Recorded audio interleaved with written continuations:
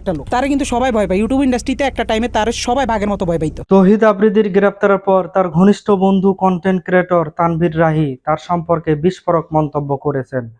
রাহি আফ্রিদিকে ভয়ঙ্কর আখ্যা দিয়ে বলেন, ক্যামেরার সামনে তিনি একজন ভালো মানুষ, কিন্তু ব্যক্তি জীবনে সম্পূর্ণ ভিন্ন। ক্যামেরার বাইরে সে ভয়ঙ্কর একজন লোক। ইউটিউব ইন্ডাস্ট্রিতে তাকে সবাই বাঘের মতো ভয় পায়। রাহি আরো জানান, বৈষম্য বিরোধী ছাত্র আন্দোলনের সময় আফ্রিদির রাগের শিকার হয়েছিলেন তিনি নিজেও। রাগ উঠলে সে বেল খুলে তাদের কুত্তার মতো পেটাতো, এমন অভিজ্ঞতা শেয়ার করেন রাহি।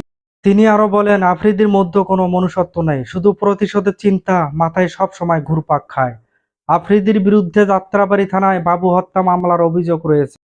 এই মামলায় 11 নম্বর আসামি হিসেবে 24 আগস্ট রাতে বরিশাল থেকে তাকে গ্রেপ্তার করা হয়।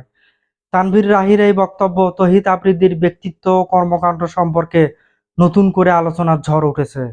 অপরাধ করে কেউ কখনো ছাড় পায় না। সে যত বড় শক্তিশালী হোক না কেন, তাকে অপরাধের শাস্তি ভোগ করতেই হবে। তাই আমি আপনাদের বলতে চাই, অপরাধের ছায়া নিজের গায়ে লাগাবেন না। নিজেকে সতর্ক রাখুন এবং অন্যকেও সতর্ক করুন।